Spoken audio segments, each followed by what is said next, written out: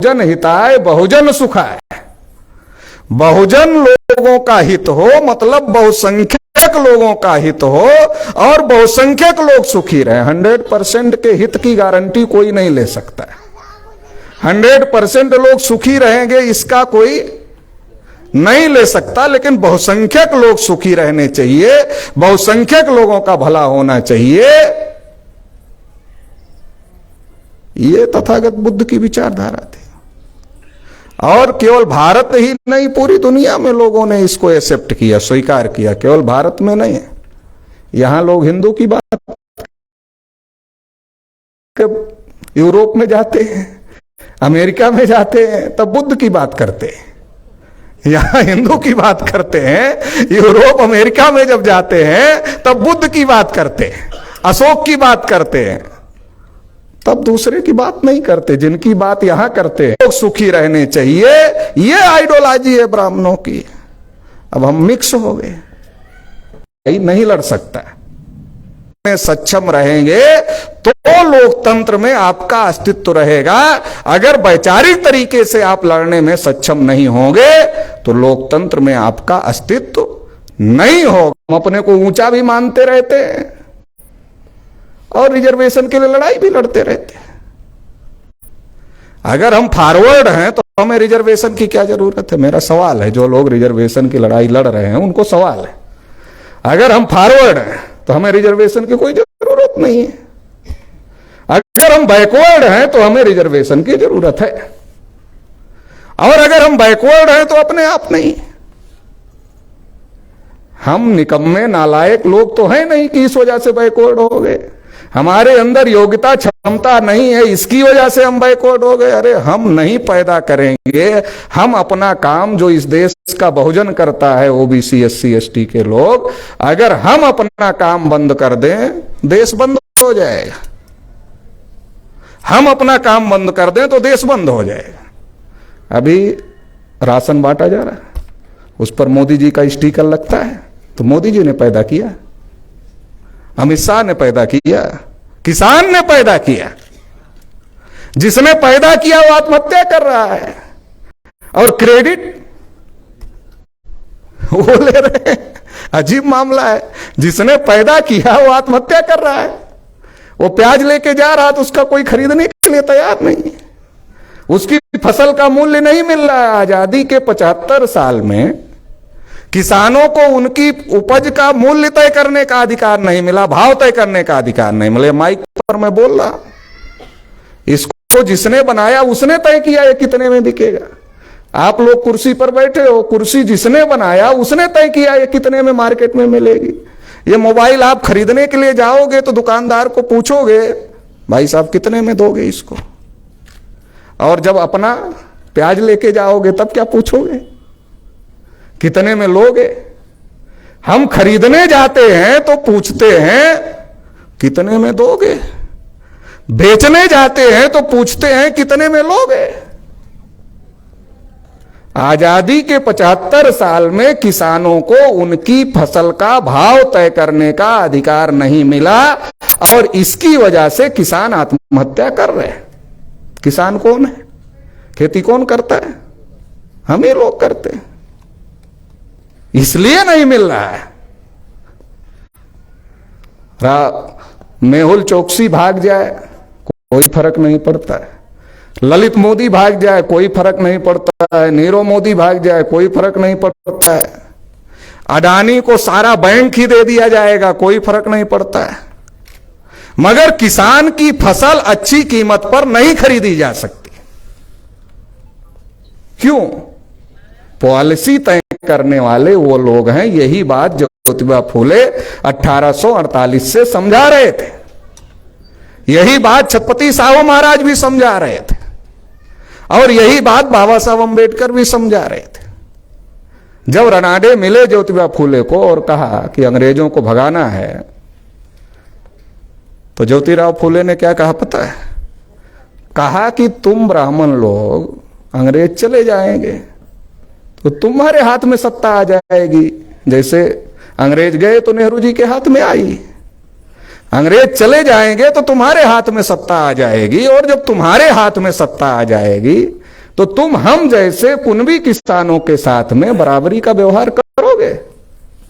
ज्योतिबा फुले ने कहा कि तुम हम जैसे कुनबी किसानों के साथ में बराबरी का व्यवहार करोगे? मेरा यकीन तो नहीं है। ज्योतिबा फुले ने रनाडे को कहा कि मेरा यकीन नहीं है कि करोगे बराबरी का व्यवहार। छत्रपति साहू महाराज के पास तिलक गए, कहा आजादी की लड़ाई में शामिल हो जाओ।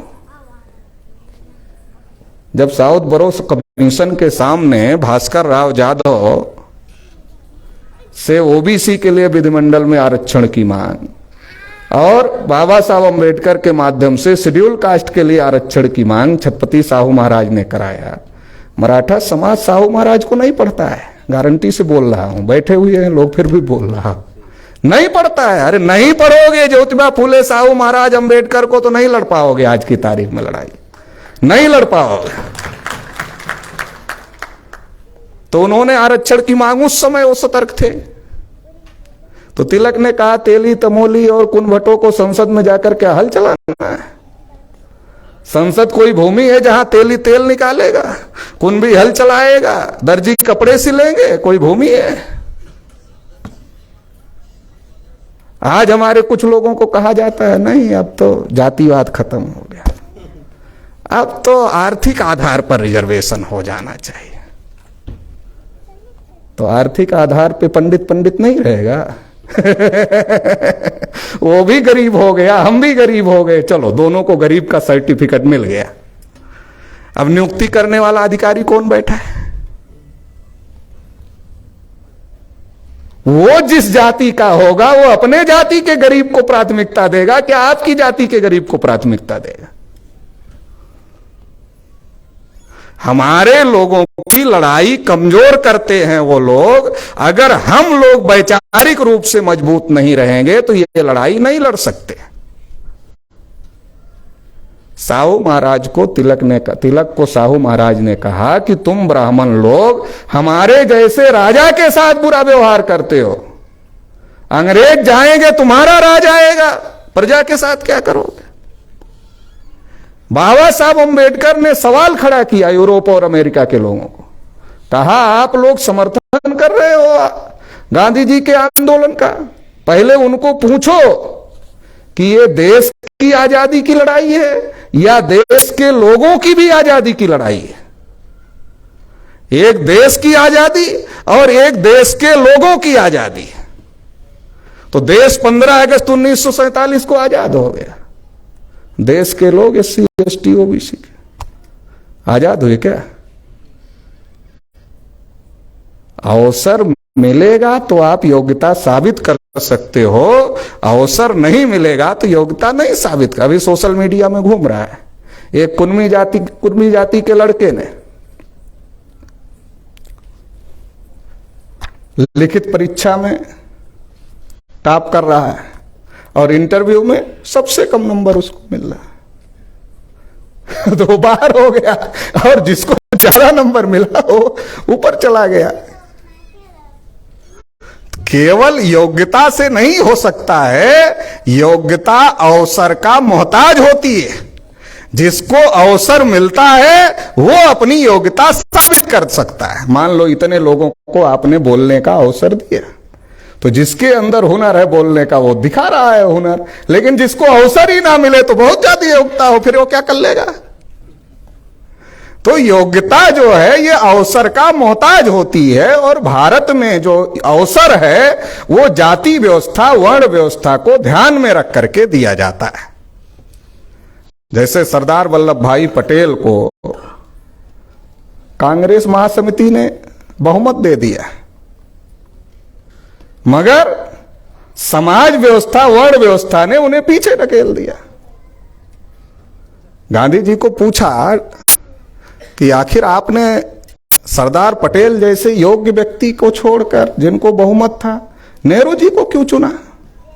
तो गांधी जी ने जवाब दिया कि नेहरू जी 2 नंबर का पद स्वीकार करने के लिए तैयार नहीं थे। गांधी जी का रिकॉर्डेड जवाब है कि 2 नंबर का, दूसरे नंबर का पद स्वीकार करने के लिए नेहरू जी तैयार नहीं थे। तो ये बड़ा सवाल पैदा हो जाता है कि नेहरू जी दूसरे नंबर का पद मतलब होम मिनिस्टर का, प्राइम मिनिस्टर, होम मिनिस्टर, तो दूसरे नंबर का पद स्वीकार करने के लिए क्यों नहीं तैयार थे? तो नेहरू जी को ऐसा लगता था कि जाति व्यवस्था, वर्ण व्यवस्था में हम ऊपर हैं।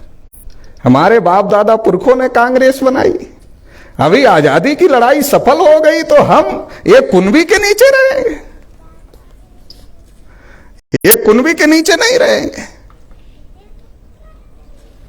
ये जाति व्यवस्था काम करती है। इसलिए संविधान निर्माताओं ने कहा अगर इनको स्पेशल व्यवस्था नहीं दोगे, योग्य होते हुए भी इनको अवसर नहीं मिलेगा। इसलिए संविधान निर्माताओं ने जो लोग जाति व्यवस्था, वर्ण व्यवस्था की वजह से पिछड़ गए थे, उनको स्पेशल व्यवस्था देने का काम किया ताकि उनको अवसर मिले। उस स्पेशल व्यवस्था का नाम रिजर्वेशन है। रिजर्वेशन गरीबी उन्मूलन का कार्यक्रम नहीं है। इतनी नौकरियां देश में नहीं है कि उससे गरीबी दूर की जा सकती है। Reservation is representation. जैसे 1 अरब से ज्यादा देश की आबादी है तो एक जगह बैठकर फैसले नहीं कर सकते, प्रजातंत्र है। लेकिन अगर ये कहो कि नहीं चलो सारे देश के नागरिक एक जगह बैठेंगे, फैसले करेंगे, कोई फैसला हो सकता है। तो इसलिए इसका सिस्टम निकाला गया कि हर इलाके का चुनाव होगा और चुनाव में उस इलाके का कैंडिडेट जो जीत कर जाएगा उस पूरे विधानसभा या लोकसभा क्षेत्र का प्रतिनिधि माना जाएगा और वो जाकर के पूरे क्षेत्र की तरफ से अपनी बात वहां पर रखने का काम करेगा। लेकिन संविधान निर्माताओं ने सोचा भारत केवल भौगोलिक दृष्टि से नहीं बटा हुआ है, जाति और वर्ण की दृष्टि से भी भारत बटा हुआ है।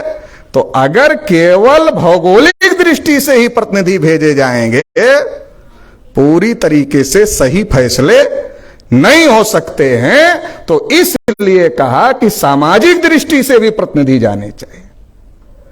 तो सामाजिक दृष्टि से प्रतिनिधि भेजने के लिए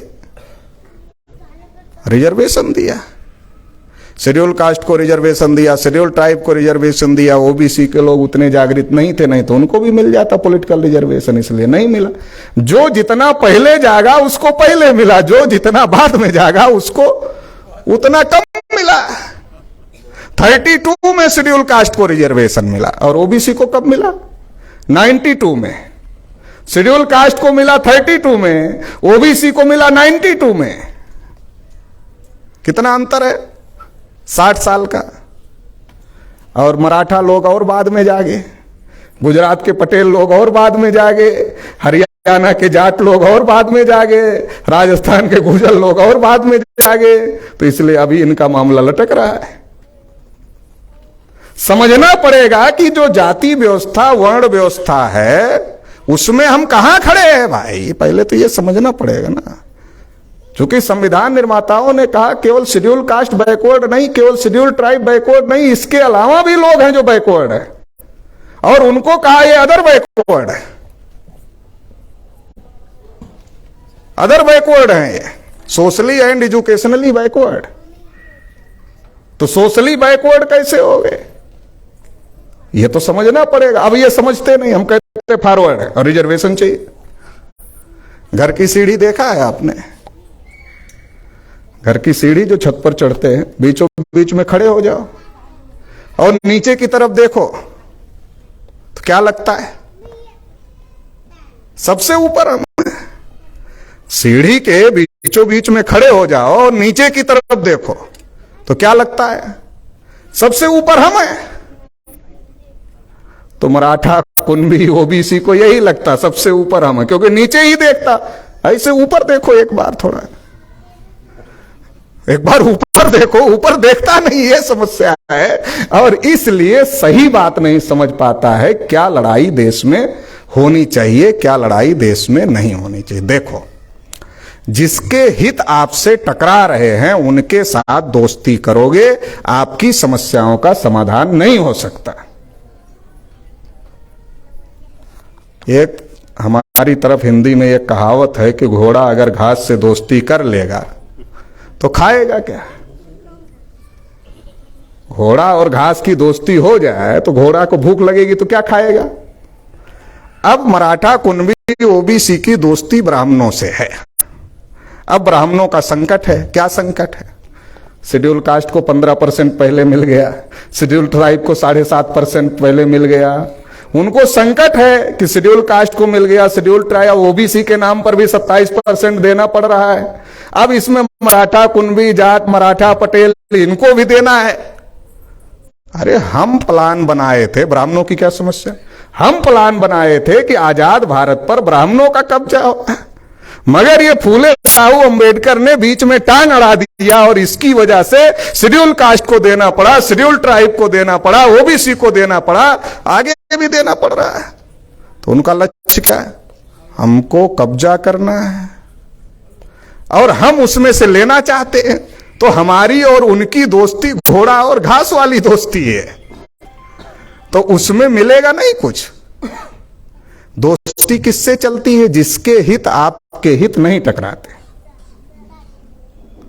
सबसे ज्यादा नारा कौन लगाता है? जिसकी जितनी संख्या भारी उसकी उतनी हिस्सेदारी। कौन लगाता है सबसे ज्यादा नारा?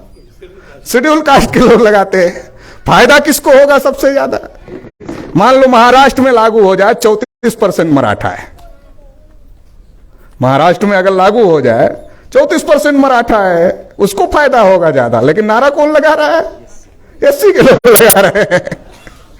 तो हमको समझना पड़ेगा कि कहां गठजोड़ करने से हमारा फायदा हो सकता है और कहां गठजोड़ करने से हमारा नुकसान हो सकता है, यह समझना पड़ेगा। आजकल तो एक और समस्या पैदा हो गई। जाति जाति के नाम पर पार्टियों द्वारा नेता तैयार किया गया, उनको अध्यक्ष बना दिया, किसी बोर्ड का मेंबर बना दिया, कोई मिनिस्टर बना दिया, लाल बत्ती वाली गाड़ी दे दिया, वो घूम रहा है अपनी जाति में। क्या? अरे अपनी जाति को इतना सम्मान दिया हमारी पार्टी ने, बीजेपी ने इतना बड़ा सम्मान दिया अपनी बिरादरी के आदमी को। एक एक वोट बीजेपी में जाना चाहिए। केवल बीजेपी नहीं, सबका बता रहे हैं, एक का नाम ले रहे हैं। अब उस जाति को कुछ भी मतलब नहीं है कि उसको आरक्षण मिलेगा कि नहीं मिलेगा, अधिकार मिलेगा कि नहीं मिलेगा। बस एक एक वोट बीजेपी में जाना चाहिए। क्यों? क्योंकि उसकी जाति के आदमी को स्टेट का मिनिस्टर बना दिया। तो जाति का जो नशा है, देखो, अधिकार जाति के नाम पर नहीं है, अधिकार जाति समूहों के नाम पर, जो कैटेगरी है उसके नाम पर। अब मराठा लोग मूलतः कुणबी लोग हैं, मराठा लोग मूलतः कुणबी लोग हैं। अगर मराठा लोग कुणबी माने तो देश भर के नेता हो सकते। एक नई बात बता रहा हूं, शायद अभी तक किसी ने नहीं कहा होगा। अगर मराठा अपने को कुणबी माने तो देश भर में कुणबी है, देश भर में कुणबी है। लेकिन जब मराठा मानेगा तो कहां तक रहेगा? महाराष्ट्र तक रहेगा। कुणबी मानेगा तो देश भर में जाएगा। और जब कुणबी हो जाएगा तो ऑलरेडी मंडल कमीशन में कुणबी है।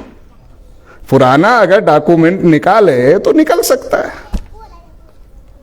तो बहुत सारी बातें हमारी समझ सही तरीके से हमारे समाज के लोगों की ना होने की वजह से हमारी समस्या है। एक और समस्या है, वो कहकर समाप्त कर दे, चूंकि बहुत है, उतना कह नहीं सकते, समय नहीं है, बहुत है। मैं तो यही कहता हूं कि हमारी हजारों समस्याएं हैं, मगर उसमें पहले नंबर की समस्या यह है कि हमारी समस्या क्या है यही हमको नहीं पता है। ये पहले नंबर की समस्या है।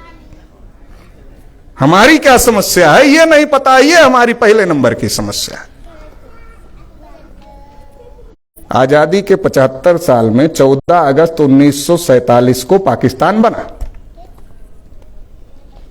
तब से लेकर आज तक, आज की तारीख तक, मराठा, कुणबी, ओबीसी वर्सेज मुसलमान, ये लड़ाई चल रही है। मैं किसी मुसलमान को खुश करने के लिए नहीं बोल रहा हूं। शायद यहां कोई मुसलमान दिख भी नहीं रहा है, वैसे दाढ़ी टोपी से नहीं दिख रहा है, बाकी कोई होगा तो हो सकता है जो उनकी पहचान है उससे नहीं दिख रहा है।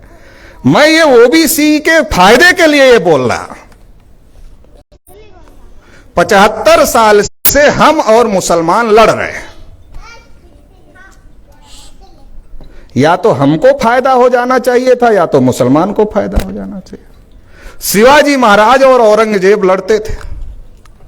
जब शिवाजी महाराज जीत जाते थे तो शिवाजी महाराज को फायदा होता था, जब औरंगजेब जीतता था तो औरंगजेब को फायदा होता था। हम और मुसलमान 75 साल से लड़ रहे हैं, ना हमें फायदा हो रहा है ना मुसलमान को फायदा हो। आप कह रहे हैं इसका सबूत क्या है?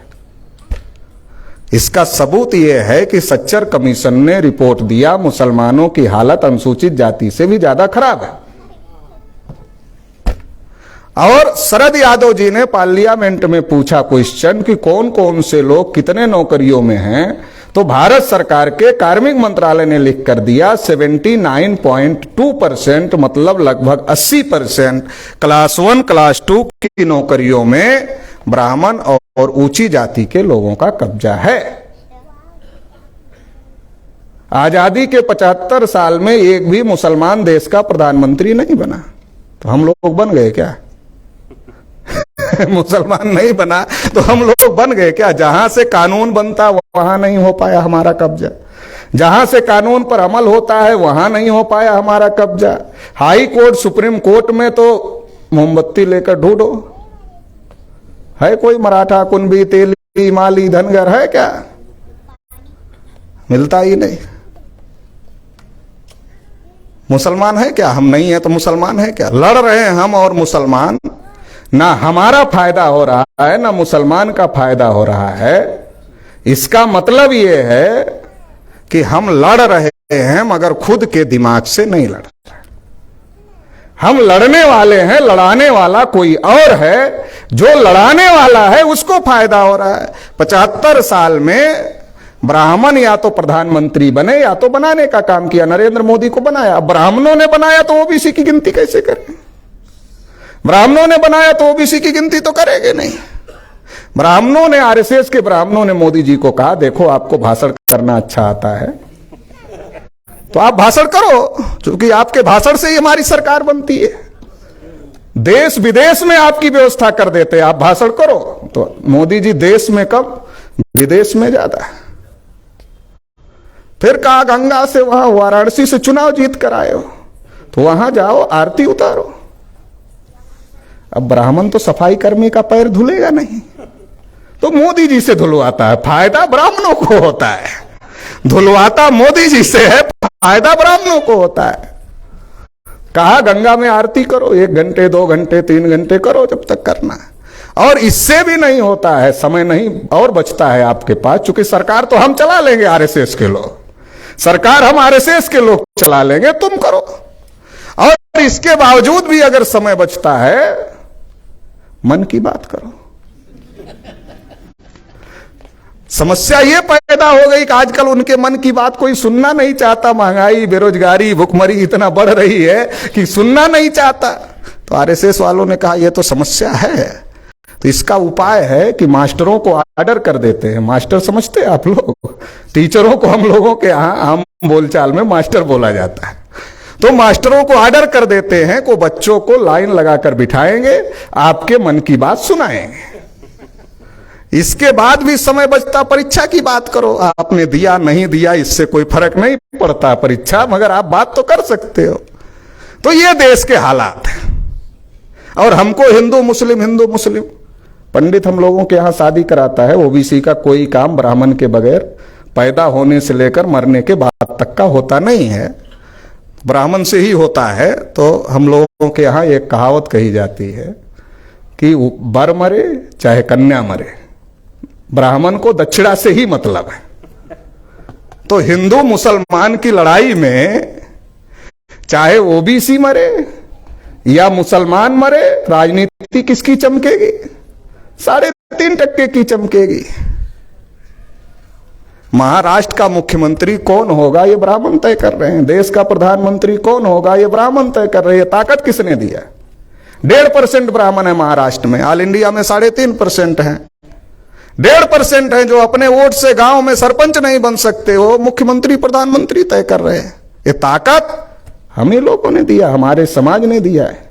इसलिए इसके बारे में चेतना पैदा करना, समाज को जागृत करना बहुत ज्यादा जरूरी है। जाति, धर्म, भाषा, क्षेत्र से ऊपर उठकर आज का जो समय है, इस समय में एकजुट होकर लड़ाई लड़ने की जरूरत है।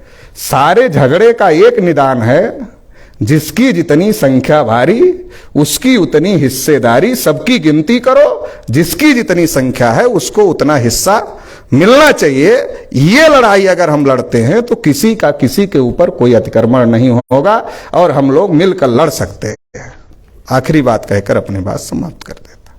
आखिरी बात यह है, कभी 2-4 दिन पहले राहुल गांधी को सजा हो गई और उनकी संसद की सदस्यता खत्म हो गई।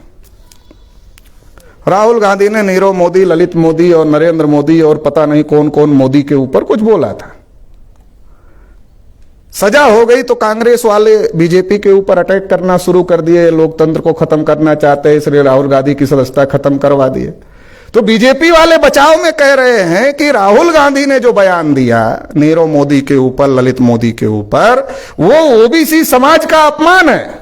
ये आप लोग टीवी पर देख रहे होंगे। मेरा यह सवाल है, ना नीरव मोदी ओबीसी है, ना ललित मोदी ओबीसी है, ना मेहुल चोकसी ओबीसी है। जितने पैसे लेकर विदेश गए उसमें एक भी ओबीसी नहीं है, तो ये ओबीसी का अपमान कैसे हो गया? इसका मतलब है आरएसएस बीजेपी के लोग जब जब फंसते हैं तो ओबीसी का सहारा लेते हैं। 14 में भी मोदी जी ने कहा था मैं ओबीसी हूं इसलिए मेरा अपमान होता है, फिर ओबीसी का सहारा ले रहे हैं। कोई ओबीसी नहीं है उसमें से, ये तो और बड़ा ओबीसी का अपमान हो गया। जो पैसा लेकर के विदेश गए उनके साथ पूरे ओबीसी समाज का नाम जोड़ना, ये ओबीसी का सबसे बड़ा अपमान है। दूसरी बात, जानवरों की गिनती कर रहे हो, ओबीसी की गिनती नहीं कर रहे हो, इससे बड़ा ओबीसी का अपमान क्या हो सकता है? तो आरएसएस बीजेपी के लोग ओबीसी का फिर से इस्तेमाल करना चाहते हैं। ये जो इस्तेमाल करना चाहते, इसको रोकना होगा। इसको रोकने के लिए राष्ट्रीय पिछड़ा वर्ग मोर्चा ने तय किया है कि अब हम लोग इस पर चुप नहीं रहेंगे, लड़ाई लड़ने का काम करेंगे और 4 चरण में आंदोलन घोषित किया गया। 30 मार्च को हम लोगों ने 31 राज्यों के 563 जिलों से महामहिम राष्ट्रपति को ज्ञापन भेजा। 5 अप्रैल को अभी धरना प्रदर्शन होगा हर जिले में और 17 अप्रैल को रैली प्रदर्शन होगा और 30 अप्रैल को हम लोगों ने भारत बंद का आह्वान किया हुआ है। तो इसलिए आपके बीच में हम लोग ये जो आंदोलन हो रहा है इसका निमंत्रण देने के लिए आए हैं और आप सभी से उम्मीद है, अपेक्षा है कि आप लोग इस आंदोलन में तन मन धन के साथ, पूरी ताकत के साथ शामिल होंगे और इस आंदोलन को सफल बनाने का काम करेंगे। इतना इस मौके पर कहते हुए आप सभी लोगों ने मुझे सुना, इसके लिए बहुत बहुत आभार, बहुत बहुत धन्यवाद।